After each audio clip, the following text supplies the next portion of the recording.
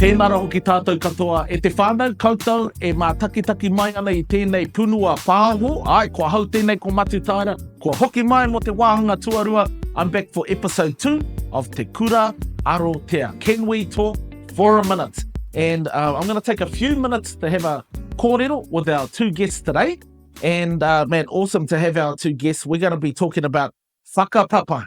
Yeah, whakapapa, but it's in the past e te whānau. And today we're having a conversation about intergenerational trauma, understanding intergenerational trauma, and really how we can address intergenerational trauma. Nō reira, he mihi nui tēnei kia kōrua ngā manuwhiri kua taimai. Our first guest e te whānau is from the mighty West Coast the most, called Natasha, Willison, Reardon. Tēnā koe hoa. Tēnā koe. O whakamārama mai ko wai koe hiaha hoki tō mahi. Ai ora. Yeah, ko orangi whao te maunga, miti wai te awa, ko te kora hake pā, ngā te mahita. Natasha, Willison, Reardon, tōki te ingoa. Yeah, tēnā koe. Yeah, I'm a life coach, probably, maybe, kairongo, whakarongo. Whakarongo is what they usually say, is someone that sits and just listens without judgment. Good. Kai whakarongo. I love that as a mahi. Tēnā koe, Natasha, kia ora e hoa. In our second manuwhiri this morning, ko Dr. Rawiri, Waretini, Karena. Tēnā koe e hoa. Whakamārama mai mo te whānau e hoa. Ko wai koe, no whea koe, kia hoki tō mahi. Kia ora te whānau, e mihi a kia koutou. Koeo, ko taupiri rawa ko karioi o ku maunga, ko whanguro tuku moana, ko waikato tuku awa, ko Tainui tuku wapu, ko Ngāti Mahanga, ko Ngāti Mauta, ko Ngāti Wairiri o ku iwi, ko Poihakana tuku marae, ko Rawiri, Oratini Karena. O tuku mahi, kore a mio ohe o te kupu ki roto te reo pataparawa, engari te executive sales, te mana energy. So I'm from a kupapa Māori energy company, called Te Mana. And so we deal in solar power and solar power water desalination technology.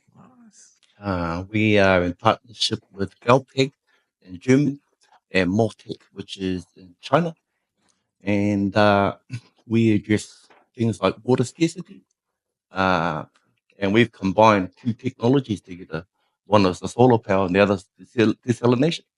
And what the desalination does, it uses the hose, it's about 350 meters. It goes into the sea. And what it does, it sucks the water into the desalination machine. It removes all the salt, it removes all the sediment and all the microbes, and it puts out pure drinking water, potable drinking water.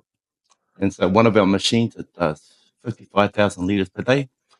Medium does 180,000 litres per day. And our big machine does over 1 million litres per day. Some future tech mahi going on there, Dr. Rawiri, and it's awesome to have you here. And, the reason we've brought you both in is because, this conversation around intergenerational trauma, it's an important one. And, I know with Rawiri and, watching your TED Talks, I got to learn about, some of the things you've studied and, some of the information that you've gathered around why our people end up at the bottom of all the statistics, or at the top of all the statistics for some of them, right? But what I really want to, I suppose, discuss with you, Rawiri, is what has actually happened in our past, to our tupuna, and how has that actually impacted, and how is that continuing to impact us now? Professor Karena-Waretini. Now, she is a Chok or Native American and the foremost authority on Indigenous experiences of historical intergenerational trauma in the world. And she defines of intergenerational trauma is the genocide of an Indigenous people or their lives and their ways of living and experiencing the world. It wasn't just about taking their lives, but destroying the culture, the heritage, the identity, the whole. So that's what we're talking about. We're talking about intergenerational trauma. Yeah. We're talking about the intentional Yeah. mahi, or the intentional, I suppose, actions Yeah. that the colonials took when they were colonizing not just Aotearoa, Yeah. but colonizing all of the indigenous lands of the world. Yeah. Wow. So you're saying that they had an intentional way that they wanted to treat all those indigenous people? Yes. Well, it came out of the Doctrine of Discovery. And so one of the things I talk about in TED Talk that previous to what's known as the precipitation of the Christopher Columbus voyages, or what happened after that, a lot of the European powers wanted to do very similar. And so what they did was they started going out and engaging with indigenous nations. But when they got there, they found other European ambassadors. So they got together and then they developed this legal tenet for engaging with indigenous people. Now, for them to gain legal authority, they needed the sanction of the most powerful organization in the world.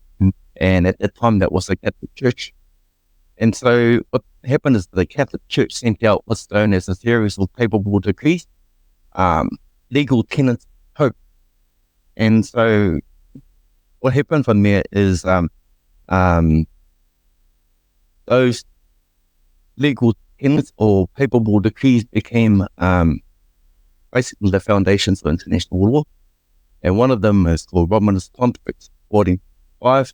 If they were to go and engage with indigenous peoples and indigenous lands that they weren't Christian, they were to be invaded, they were to be vanquished, they were to be subdued, reduced to perpetual slavery, to have all their properties and possessions seized by that European monarchy.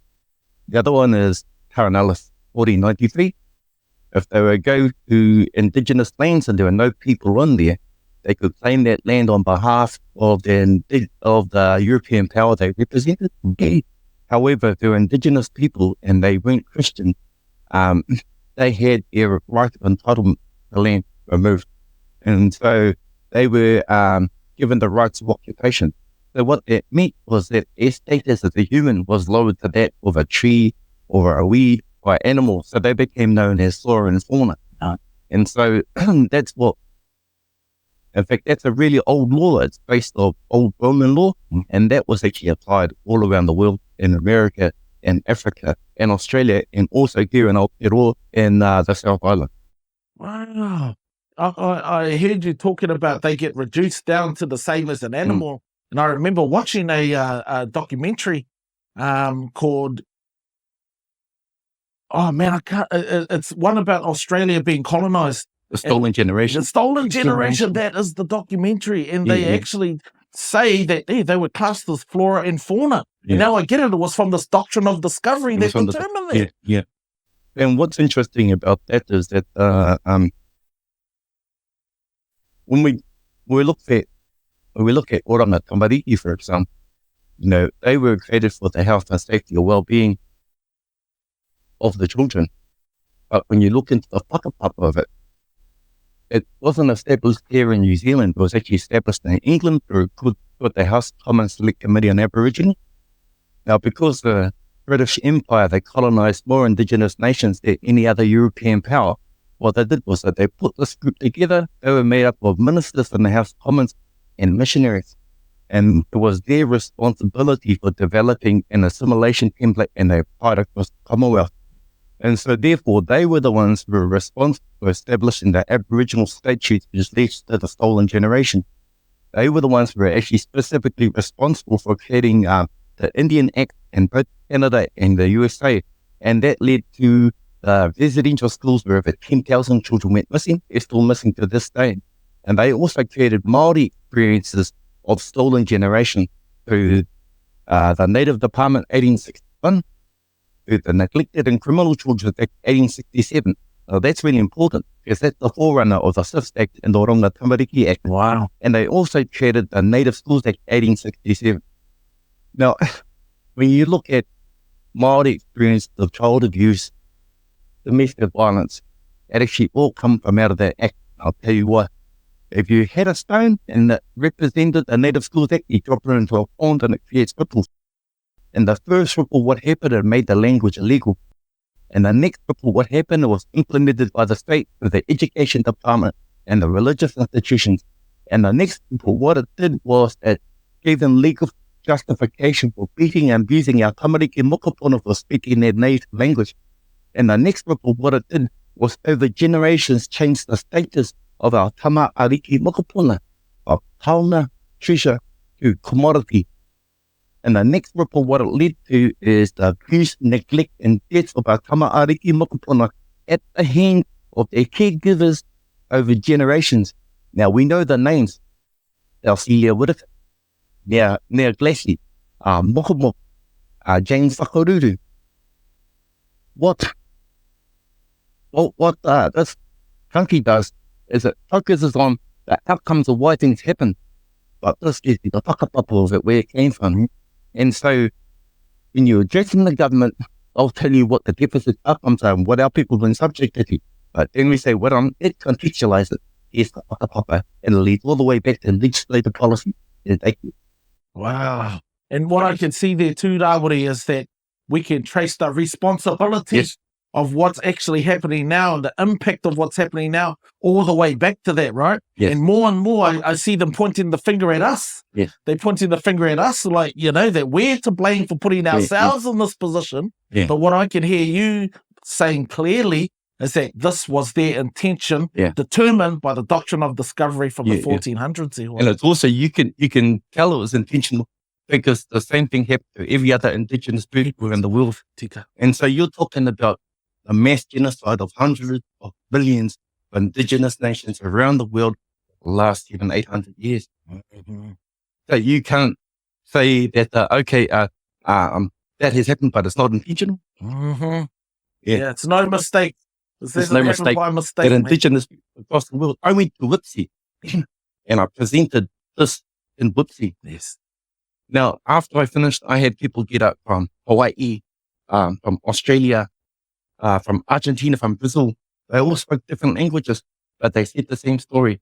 Loss of language, loss of a culture, loss of identity, loss of heritage, discrimination by oppressive powers. The exact same story. Yes. Oh, man. And the impact is the same on the whānau throughout the generations. Yes. We're talking about, intergenerational trauma. And, when I was visiting LA, it was like when I was younger, I met all these Mexican brothers there. Mm. And they said to me, man, that Once for Warriors movie, that's our movie. Yeah. That's our story. Same story as us. Yeah. So that tells me that the brothers over there experience the same things as us here through the Doctrine of Discovery being, enforced on them over there as well. Well, the story of the African American, because it's all ours and theirs, the same thing. It was done by the same people. Yeah. They were subjected to Romanist pontifex. In fact, when you have a look at what's happened in Iraq, Afghanistan, it's Romanist pontifex. Yes. It's the same thing happening again, right? Like taking over that nation and that lands from those people. And, wow. Oh, man, Rawiri, I could talk to you about this all day, but I think it's a good time to head over to, to Natasha, because, you and your mahi, one-on-one coaching people to create lives they love, I can only imagine that you are dealing with a whole lot of intergenerational trauma with the people that you're coaching and the people, that you're really supporting. Yeah. So how does that, how do you deal with that when people come to you and they're trying to create lives they love, yet there's all the stuff that they're dealing with from previous generations too? Yeah, I think, Rawiri's, listening to his korero, it definitely was triggering. So a lot of my stuff around my thesis as well is around traditional practices, around mind, wellness, health.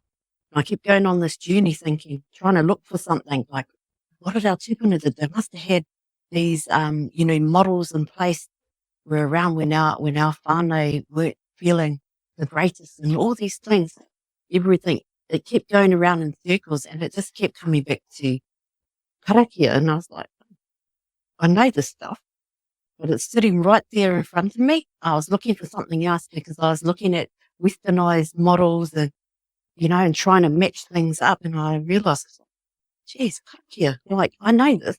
This is how I've been brought up all my life. Everything we do, get in the car, do all these things, karakia, come in here today, karakia. And then I started to, see that as the whānau came through, that a lot of that was really like the fundamentals of that was missing. And when I talk about intergenerational trauma, when I'm working with whānau, it's the themes I see come through. It might be, someone brings up about, I don't feel Māori and, I can't learn the reo. I've been trying this for the last 10 years and this hasn't been coming through to me. And that's how I see the impacts of intergenerational trauma, is through this belief that our whānau feel like they're either not enough. There's this epidemic in this world that we're not good enough, we're not enough, that I'm never going to get that, I don't know how to do this. And I'm not saying all of us are like some of us have a space where, my parents, it was important to get into the education because my father used to say that where power is too, you get this knowledge and stuff, and you can start to work with those in spaces. He was really pushed, there's 10 of us in my whānau, pushed us into education.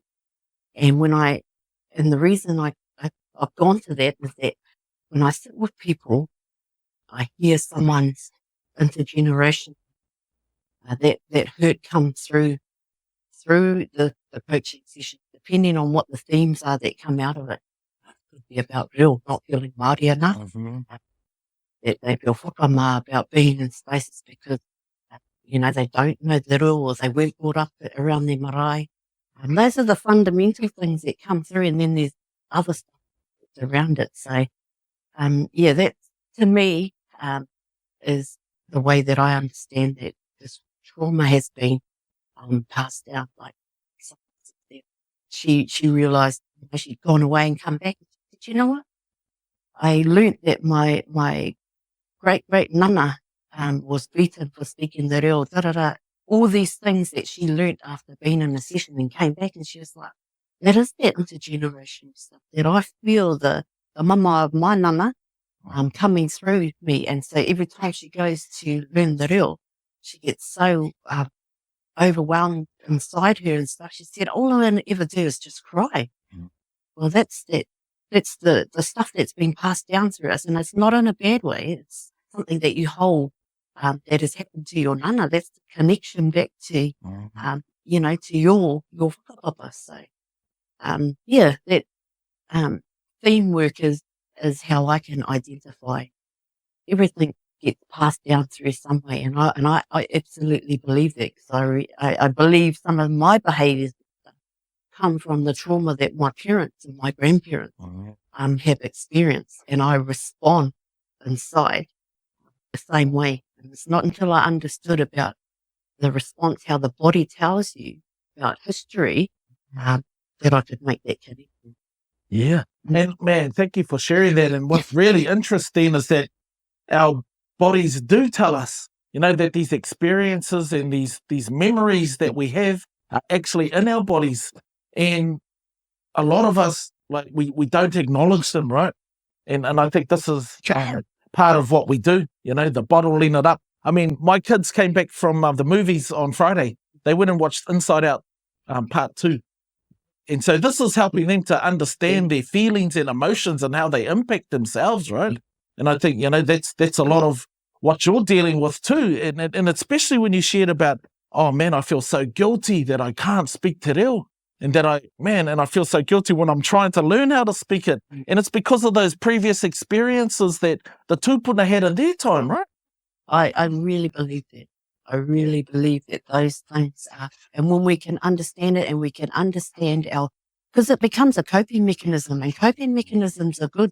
Like someone might have dealt with something at the age of 4 and they develop a coping mechanism from that experience. But sometimes when they're in their 60s, that coping mechanism of that 4-year-old is still driving them at 60, which is no longer favourable anymore. Yeah. And when they start to learn, hey, that's why I behave like this, there's more of a sense of aroha, self-love, those sorts of things that come through, because often people will say self-love, oh no, we're told not to rave about the kumara. And I said, sometimes we're taking context out of things because there's our tepana would have never ever said, hey, learn to love yourself that you can love even more to people that you want to share your experience with.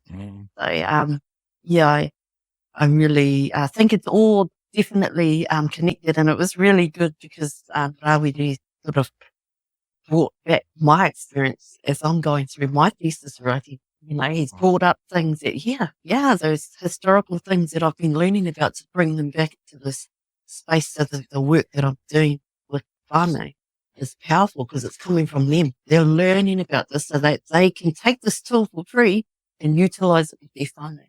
They can do that one whānau at a time. I think I'm doing my name. Yeah, awesome. And what I'm also getting to is that doing it one whānau at a time is doing it each individual in that whānau at a time too. That we can't actually have whole whānau conversations to transform each individual, but each individual can do that, right? When that's what you're saying, that's what you do. You do the one-on-one coaching with these whānau members. And what kind of whānau, like what kind of people are coming to utilize your services? Like when I first started with Māori Women's Development Corporation about 10 years ago, my view was to go to work with Māori women and Māori whānau going into business because that's what they wanted. They wanted henepreneurs, they called them, to go out and do this mahi with the families and help them set up their business, but also give them the coaching to get rid of some of those doubting beliefs and stuff that they can't do these things that, it's out of reach. Actually, it's in reach. Yeah. And so, the whānau the youngest I've worked with is 8 years old, and the eldest, she was 89. Wow.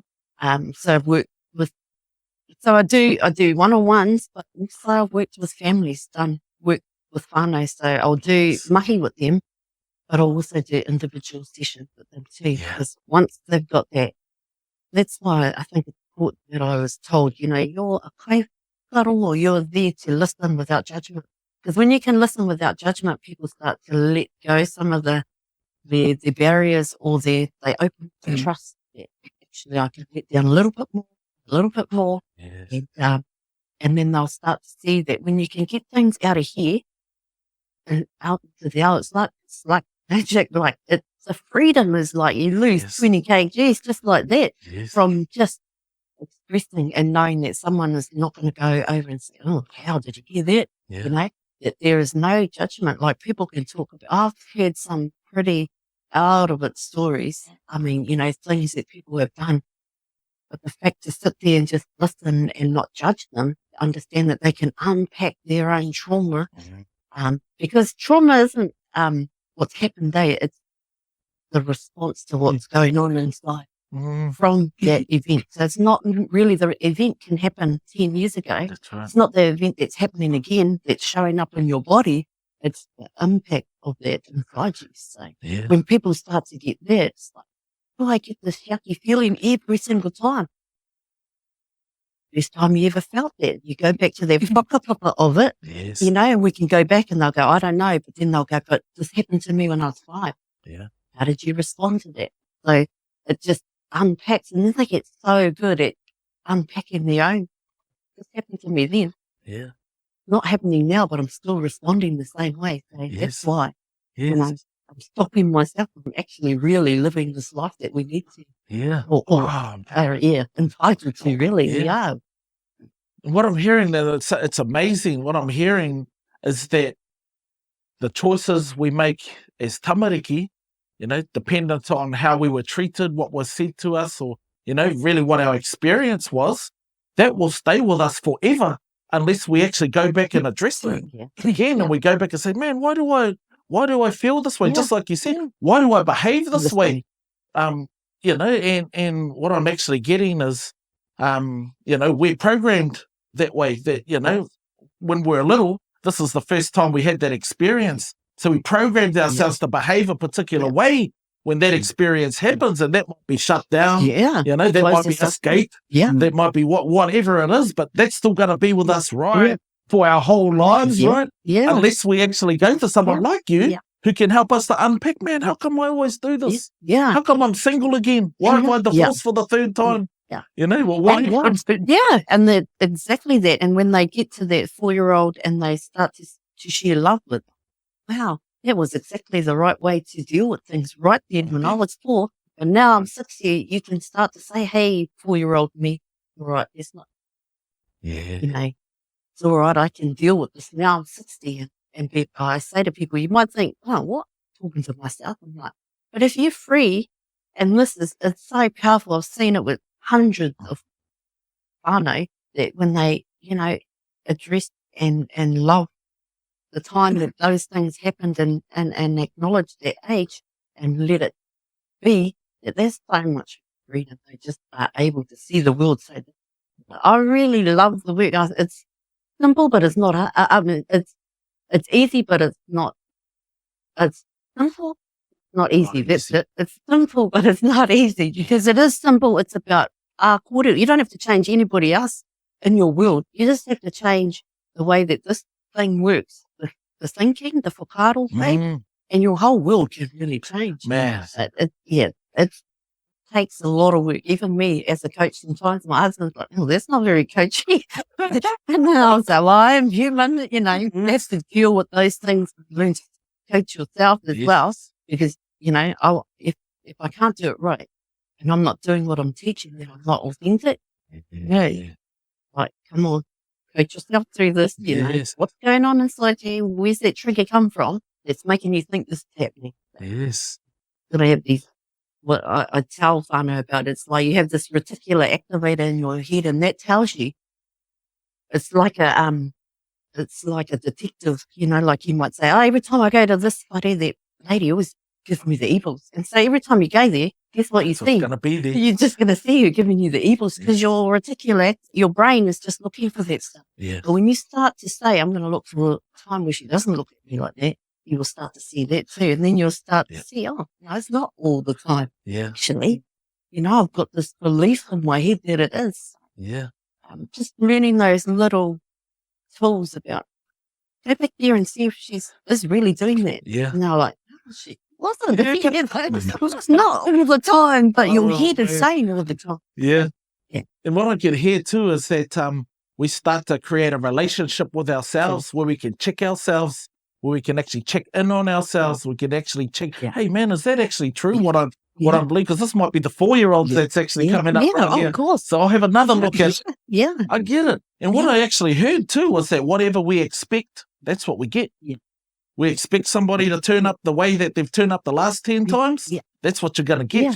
But it's that past experience that has us determine this is who they are. I've got a conclusion now about this person. I've got a judgment. I've got an assertion about them. This is how they are all the time. Yeah. Always a nosy. Yeah. So as they turn up, Yeah. oh man, this reminds me of my 2 little kids, right? So I got a 12 and 11-year-old, and man, this is what they do to each other all the time. Always blaming each other. It was them who started it. It was them who started it. It's like, man, this is what you guys are doing. But it really is taking that, I suppose, responsibility, right? It really is. And what I can hear you talking about is you provide a safe space for people to have these conversations. You'll ask the questions. You become that little person on their shoulder, just inquiring with them, right? Until they become that person on their own shoulder, when they can start inquiring with themselves. And as you said, coaching themselves. Yeah. Wow. Yeah, that's pretty powerful when they can get to a space of self-coaching. And, sometimes I'll see people weekly, then I might see them 6 monthly. Yeah. Or might be 1 yearly. Like, there's always there's a pattern that once they've got a few sessions under their belt, that they've actually got these really good tools to be able to question and just ask yourself, is it absolutely true what I'm thinking? Yeah. Or is it because past things have happened and I've never really cracked it open to have a look at it and see whether it's just me or, we never can change anybody else outside of us. Yes. We can't change the way people act or what people say about us. But what we can do is we can start to visualize it differently. You can see it internally and look out differently because, hurt people hurt is what I got taught. And I know when I'm hurting, my husband's going to get it too. Yeah, You know, people hurt others. yeah. And so you know that there's mamae in there. Yeah. And people don't react or do things like that if there's anything going on. Yes. So you get to see them quite differently. Addiction, seeing that so differently. Yeah. Place of love. Yeah. And what I'm actually getting to is that, you know, this like personal transformation that people get to have changes their whole world. But the only thing that's actually changed is their perception of themselves, their perception of others. Because you can create your perception of others. That's what you just said, right? Yeah. And your perception of the world. So what I'm getting is that at 4, we develop this perception like by default without even thinking about it. Something happens to me, I make the world cruel. The world is cruel because this cruel thing happened to me, right? And then I also say other people, they're nasty, you know, and I'm not enough.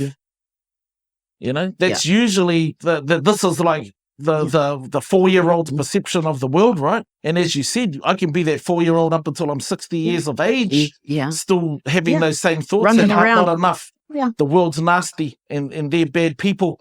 Yeah. Right? It's like a toddler running around with something, you know, and you're trying to stop them from hurting themselves or things. That's what happens in the brain. The brain just keeps tuning out because it's protecting you because at 4, that's how it protected you. Yes. So every time you don't get let that happen again. Right. Every time you get that same feeling in your body, you will react exactly the same way without you even knowing. It's just by default. Yes. Because your brain is wanting to protect you. Wow. Hey, watch out. It's going to happen to you again. Yes. And then so you go into either shutdown or whatever it is, rage or, you know, anything that you do. And this 4-year-old was a vulnerable little child. So, of course, that's what you're going to do, right? Of course. But found the way to protect himself or herself at that time. So. But the 40-year-old ain't. It's not vulnerable to that hurt anymore. No. But we think we are. I think we are because of what's going on inside from that event, not the event. What I'm hearing too is when we're feeling it inside us, this body's remembered it. Yeah. That's why we're feeling it in our body. Yeah, we are. And that's why, you know, when you get a sickly or your chest gets sore, you start breathing really when I'm anxious. This memories, you know, it's taking you back into that space of things that had happened that created trauma, where you say. Trauma can be, you know, someone could say something to you. I remember an auntie saying to me, when I was little, hey, get home, don't follow me. And it made me feel like I was being rejected. And I never knew that until later on in life. I was like, where do I get this rejection over please people and people please and do all this stuff so I don't get rejected? Yes. And then, you know, my coach took me through that. And I came to the spot where it's like, no, you just did. Because she just not finished getting a tap around by the uncle and she didn't want me following her home. Yes. Just in case he came back. But I thought she was rejecting me, but she wasn't. She was trying to protect me. Yes. So as an adult, it was, hey, just over, please. People don't reject you. Yeah. You know, do all the stuff, you get exhausted. But no longer anymore. I'm like, wow. Me is rejecting me, not anybody else. And I'm getting how much it impacts our behaviour. Yeah. Right? We've got to be a particular way now. Because if we be that way that we really are, by being who I really am, then I'm going to get hurt. Yeah, of course. So I need to be this other way because this way doesn't get hurt. Yeah. You won't get rejected. Oh my goodness. I just discovered something for me. Yeah. I think that's probably why I always try to be a wise, clever guy who knows a lot of things so that people can go, oh, you're valuable. Yeah. You know? Man, I need you in my team or my and it's not a bad thing though, because if we come from a place of love, to self-love ourselves for those things, because you didn't know anything different. No. So we developed these things and it's survival. It's about surviving in spaces, making sure that as humans, we just want to be connected. We just, especially, I just found out that there's a communal gene that only Indigenous people have and stuff. And that made me really understand a lot of the work I'm doing with our people and how, you know, how that affects what's going on for us because we're so individualized in our own homes with our own whānau now, not in that real concept of collectivization. That there's real science that talks about that blows me away that I'm like, hey, our tūpuna would have known all that because that's how we live. You know? So anyway, I'm getting off course. Oh, man, this is right on course because you spoke earlier about our tūpuna must have done something and then you were like, karakia. What I'm getting, you know what our tūpuna done? they created villages. That's what they did. They had a whole bunch of people who would be there to support you, to guide you, to look after you, to example you, to show you. Like, not just mum and dad, not just nana or auntie. Hey, you got like uncles, aunties, older cousins. You've got a whole village. And this is what's missing. This is what's actually missing. That's how come we're in the predicament we're in, because it's every man for himself. And this is the whakapapa, right? This is exactly what they were trying to break us down into, these individuals. So what you're talking about is called epigenetic research. It's called epigenetic. And so what that means is about how trauma can pass from one generation to the next, and it's through your cellular memory. And so what I saw this research, and it was done on mice. And so there were 7 generations of mice. They were subjected to 2 things, perfume and fear. And so what happened is the next generation showed fear, 3rd generation showed fear. And what happens, only the 1st generation was subjected to perfume and fear, but the 2nd, 3rd, 4th, 5th, 6th, 7th generation were only subject to perfume, but all of them show fear. And so this research on this doctor, she was in Israel, her main, Rachel Yahuda's in it. And so she did research into those who were subjected to Nagasaki, Hiroshima, and the Holocaust. And what happened is that the people there, those who were subjected to the Holocaust, their descendants were showing the same symptoms, and they did research into their DNA, and there's called the stress gene with FKBP5. And what happened is they found that the descendants were showing the same symptoms as survivors, is because it was passed one generation to the next. And so it can also be passed from mother to child. And what I've also seen too is that it can be passed to strangers.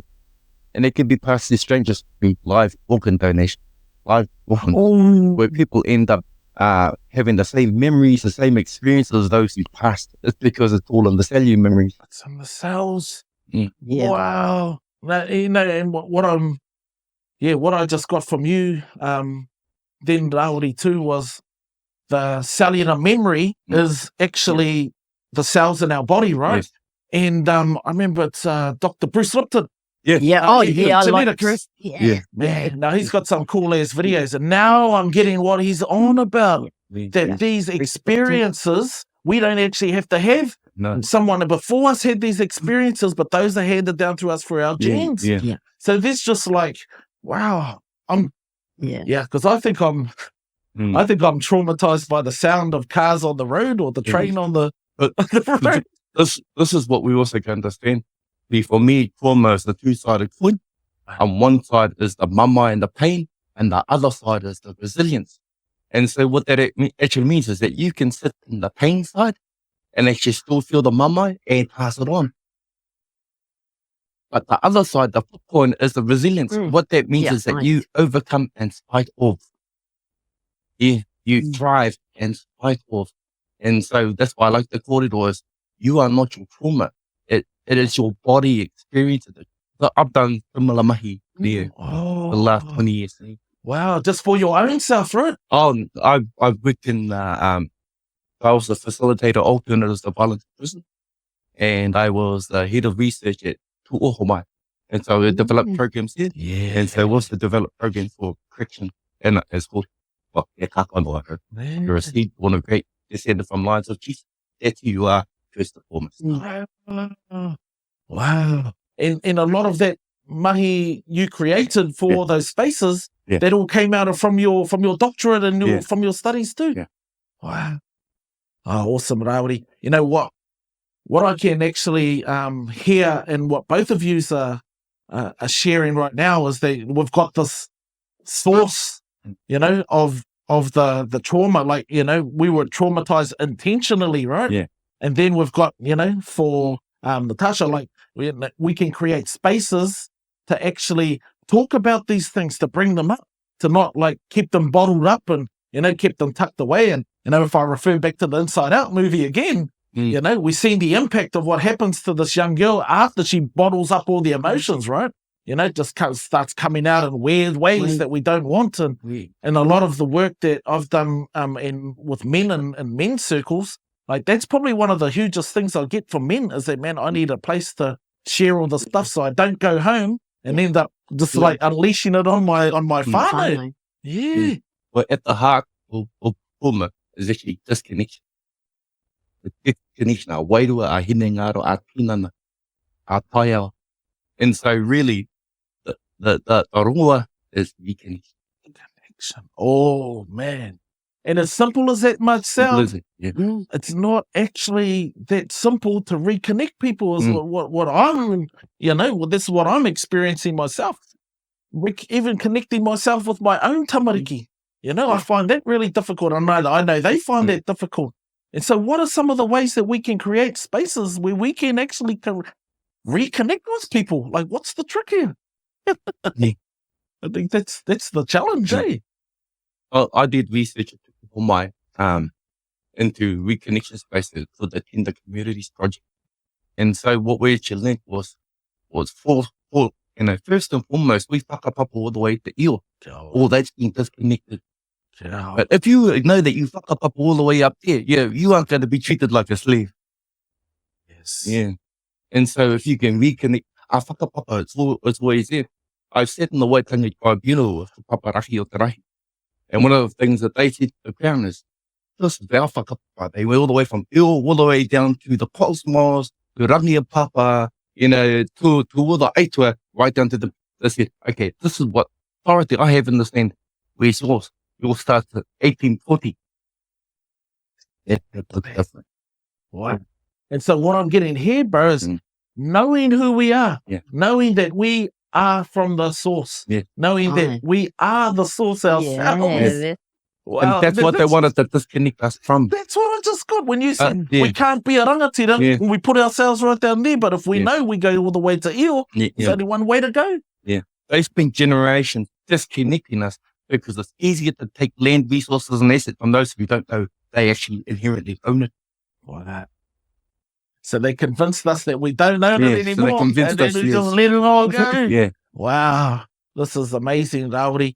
What I do want to acknowledge you for both is, you're just how authentic you've been in this conversation, and just really bringing, your depth of knowledge and experiences to, I suppose, help our whānau understand, what we're dealing with in terms of intergenerational trauma and, just an opportunity for yourself too, Natasha, to, to bring anything you think would make a difference for our whānau listening right now. Who are dealing with intergenerational trauma, who may not even know they're dealing with intergenerational trauma. Yeah. Yeah, just, I guess, just learning about self-love and acceptance. I know that people say, well, that doesn't sound really Māori, but actually it is. It's like, whoever taught us not to actually learn about being okay about who you are, with all your imperfections and all the great things, everything in there. It's just how we're meant to be, and by just starting to accept that. And one of the key things that I always got told was, other people's perception of you is none of your business. When you get out of that space of other people's business, and get back into your own, just allow people to say what it is they need to. Just work on what it is that you need to be starting to say about yourself. Like, what are the key things that you are saying about yourself that you're not good enough? I'm never going to be able to do this, come from this, and it's always, or money in and money out, whatever those beliefs are, that actually they can change. Those values were passed on to you, and you can actually change, start to see the world in a different. This is beautiful. Yeah, what I'm actually getting is that we can create our own declarations about who we are. Similar to what our tupuna Tawhiao done when he created his tongikura. And he says, this is the prophetic future I'm creating, not just for me, but for my mokopuna to come.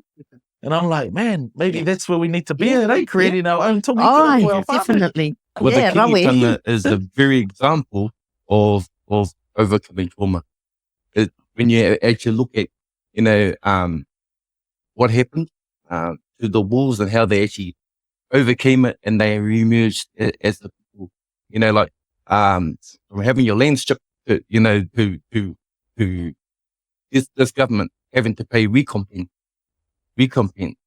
for over the 1.5 million of acres of land. But it wasn't just land. It's resources, assets, it's minerals, it's gold. Yeah, there's way more than what is even being suggested. And I love how you're, highlighting kingitanga as an example of that. And one of the reasons I can see that is for the man I just mentioned, Tawhia.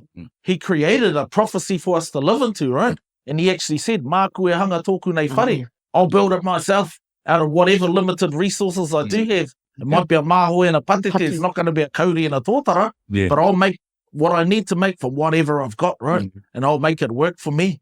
Like, it's beautiful. I use that tongi kura in my PhD. And for me, what he was saying there is, our house will be rebuilt, it will be restored, not necessarily by the chief and the politicians, but by the power of the common people. Yeah. Because when you look at the mahoe, the hino, the patete, those aren't arangatira trees. And they're the common trees that grow in abundance. The difference is this: when you subject them to pressure, they bend, they're resilient, just like our people. They're resilient, just like us. You've just created who we actually are, Rawiri, and reminded us, that's where we can stand, and that's where we can bring everybody together, and that's who we can be for our whānau. Nō reira, he mihi nui tēnei ki a kōrero. I've loved this conversation, and I've learned a few things about myself too in this conversation. Nō reira, kia koutou, e mātakitaki mai na koenei te whakamutunga o tēnei wāhanga tuarua. It's been awesome having you here, to have this conversation about whakapapa and about really how intergenerational trauma has impacted us, and actually how we can create a world that works for us, how we can rebuild our world. Nō reira te whānau, tēnei te mihi whakamutunga kia koutou katoa. Make sure you fellas tune in for episode 3 of this awesome kaupapa e te whānau, te Kura Arotea. Can we talk for a minute? Mā te wā.